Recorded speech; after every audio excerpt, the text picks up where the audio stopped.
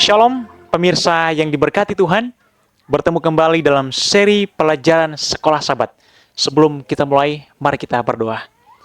Bapa kami di sorga, kami siap mendengarkan firman Tuhan melalui pelajaran Sekolah Sabat ini.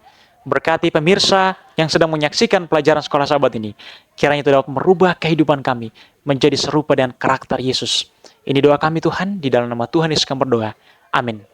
Saudaraku, pelajaran Sekolah Sabat hari Kamis tanggal 23 Mei 2024 berjudul Yesus Pembela Kita di dalam Penghakiman. Kita akan baca dalam Ibrani pasal 10 ayat 9 sampai 14. Di dalam ayat 9 berbunyi, dan kemudian katanya, sungguh aku datang untuk melakukan kehendak-Mu.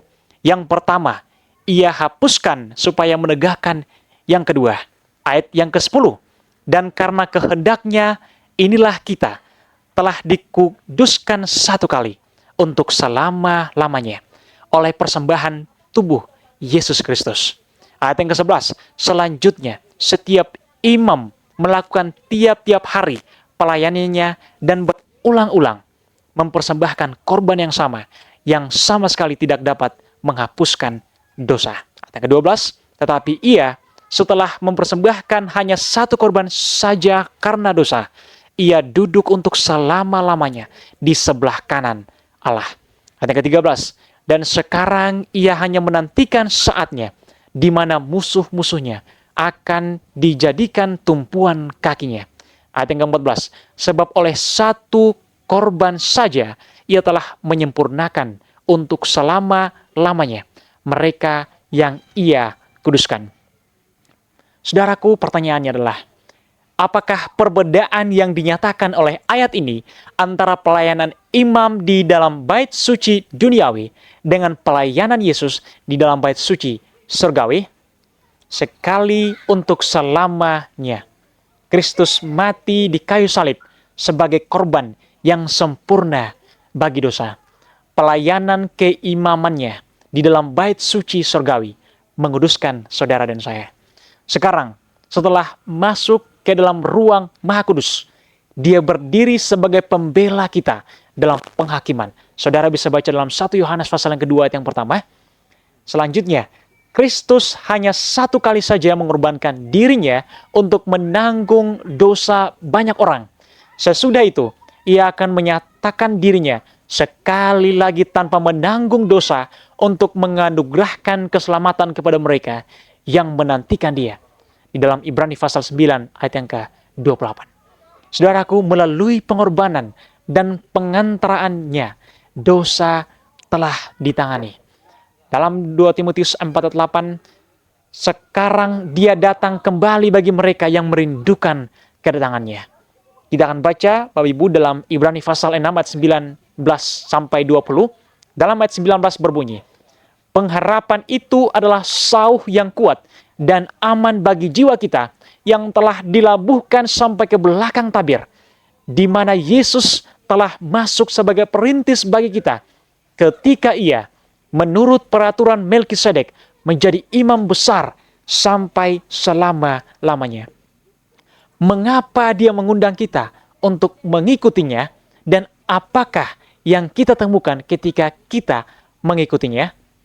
Saudaraku, pengantaraan Kristus bagi manusia di dalam tempat yang kudus di atas adalah sama pentingnya kepada rencana keselamatan seperti kematiannya di atas kayu salib.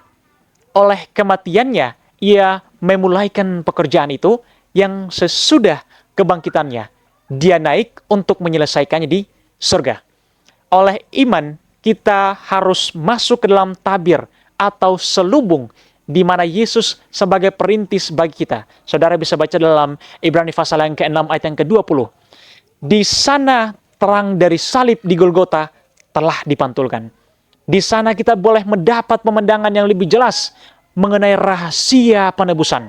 Saudaraku, keselamatan manusia dicapai dengan biaya tak terbatas bagi sorga.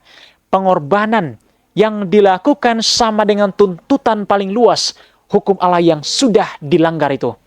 Yesus telah membuka jalan di tahta Bapa di sorga.